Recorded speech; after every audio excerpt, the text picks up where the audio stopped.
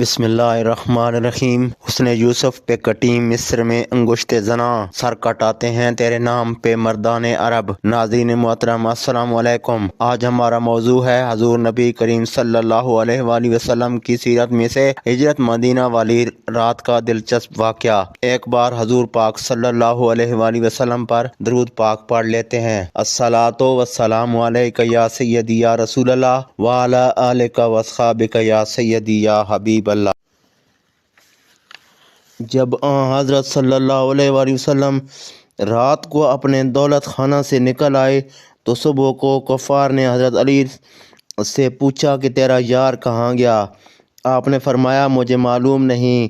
اس لیے پائے مبارک کے نشان کے ذریعے سے انہوں نے حضرت صلی اللہ علیہ وآلہ وسلم کا تعاقب کیا۔ جب وہ کوہ صور کے پاس پہنچے تو پائے مبارک کا نشان ان پر متشبہ ہو گیا۔ وہ پہاڑ پر چڑھ گئے اور غار کے دہانہ پر پہنچ گئے، مگر غار پر اس وقت خدائی پہرا لگا ہوا تھا۔ دہانہ پر مکڑی نے جالا تنا ہوا تھا اور کنارے پر کبوتری نے انڈے دیے ہوئے تھے۔ یہ دیکھ کر وہ کہنے لگے کہ اگر حضرت محمد صلی اللہ علیہ وآلہ وسلم اس میں داخل ہوئے تو مکڑی جالا نہ تنتی اور کبوتری انڈے نہ دیتی۔ اس حال میں آہٹ پا کر حضرت ابو بکر رضی اللہ عنہ انہوں نے عرض کی، یا رسول اللہ صلی اللہ علیہ وسلم، اگر ان میں سے کسی کی نظر اپنے قدم پر پڑ جائے تو ہمیں دیکھ لے گا۔ آپ نے فرمایا غم نہ کر، خدا ہمارے ساتھ ہے۔ قصہ کوتہ غار میں 3 راتیں گزار کر شب دوشنبہ یکم ربیع الاول کو اونٹنیوں پر مدینہ کی طرف روانہ ہوئے۔ عامر بن فہیرہ کو حضرت ابو بکر صدیق نے بغرض خدمت اپنے ساتھ سوار کر لیا تھا۔ بدر کا آگے آگے راستہ بناتا جاتا تھا۔ راستے میں اگر کوئی حضرت صدیق سے رسول اللہ صلی اللہ علیہ وسلم کی نسبت پوچھتا تھا کہ یہ کون ہیں تو جواب دیتا تھے کہ یہ میرے ہادی طریق ہیں۔ حضرت ابو بکر کا بیان ہے کہ وہ دوشنبہ کی رات کو روانہ ہو کر ہم برابر چلتے رہے یہاں تک کہ دوپہر ہو گئی اور راستہ میں آمد و رفت بند ہو گئی۔ ہمیں ایک بڑا پتھر نظر آیا، ہم اس کے نزدیک اتر پڑے۔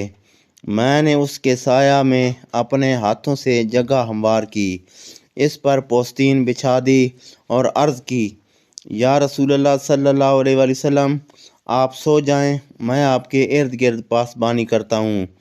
آپ سو گئے۔ میں نکلا کہ دیکھوں ارد گرد کوئی دشمن تو نہیں آ رہا۔ کیا دیکھتا ہوں کہ ایک چرواہا اپنی بکریاں اسی پتھر کے طرف سایہ میں آرام پانے کے لیے لا رہا ہے۔ میں نے پوچھا تو کس کا غلام ہے؟ اس نے قریش کے ایک شخص کا نام لیا۔ میں نے اسے پہچان لیا اور پوچھا کہ تیری بکریوں میں دودھ دینے والی ہیں؟ وہ بولا کہ ہاں۔ میں نے کہا کیا تو دوہ کر دے سکتا ہے؟ اس نے جواب دیا کہ ہاں۔ پس اس نے ایک بکری پکڑ لی۔ میں نے کہا اس کا تھن گرد و غبار سے صاف کر کے پھر کہا کہ تو اپنا ہاتھ بھی صاف کر لے۔ اس نے ایک پیالہ چوبین میں دودھ دہا۔ میں رسول اللہ صلی اللہ علیہ وسلم کے لیے ایک مطہرہ ساتھ لے گیا تھا جس سے آپ وضو کرتے۔ میں نے ٹھنڈا کرنے کے لیے دودھ میں تھوڑا سا پانی ملا کر خدمت اقدس میں پیش کیا۔ آپ نے خوب پیا جس سے میری طبیعت خوش ہوئی۔ پھر فرمایا کہ چلنے کا وقت نہیں آیا؟ میں نے عرض کیا ہاں، دن ڈھل چکا تھا کہ ہم وہاں سے چلے۔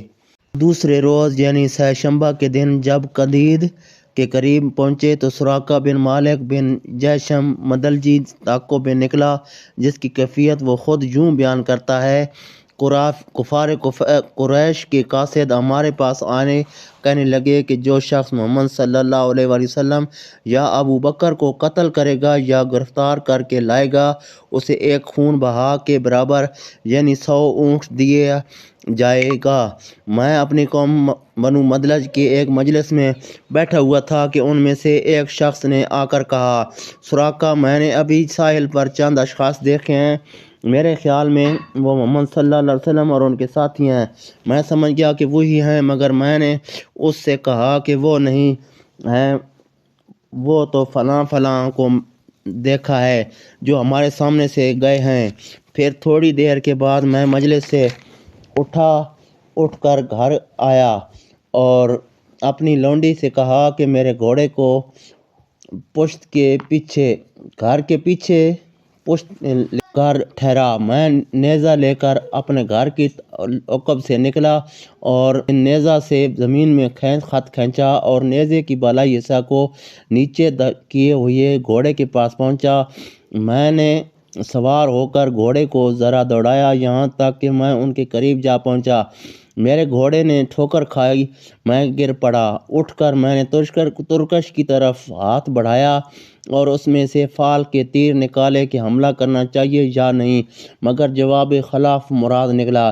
میں نے تیر کی بات نہ مانی، دوبارہ گھوڑے پر سوار ہو کر آگے بڑھا، یہاں تک کہ جب میں نے رسول اللہ صلی اللہ علیہ وسلم کی قرات کی آواز سنی، حالانکہ آپ میری طرف نہ دیکھتے تھے اور ابو بکر اکثر پیچھے دیکھتے تھے، تو میرے گھوڑے کے اگلے پاؤں گھٹنوں تک زمین میں دھنس گئے۔ میں نے اتر کر گھوڑے کو زجر و توبیخ کی۔ اس نے چاہا کہ اٹھے مگر وہ پاؤں زمین سے نہ نکال سکا۔ جب وہ بمشکل تمام سیدھا کھڑا ہوا تو ناگاہ اس کے پاؤں کے نشان سے دھوئیں کی مانند غبار آسمان کی طرف اٹھا۔ میں نے پھر تیروں سے فال لی مگر خلاف مراد ہی جواب ملا۔ میں نے پکارا امان امان، یہ سن کر وہ ٹھہر گئے۔ میں اپنے گھوڑے پر سوار ہو کر ان کے پاس پہنچ گیا۔ مکر اور تجربہ سے میرے ذہن میں یہ بات آئی کہ رسول اللہ صلی اللہ علیہ وسلم کا بول بالا ہوگا۔ میں نے آپ سے قریش کے ارادے اور انعام کا ذکر کیا اور زاد و متاع پیش کیا، مگر انہوں نے کچھ نہ لیا اور صرف یہی درخواست کی کہ ہمارا حال پوشیدہ رکھنا۔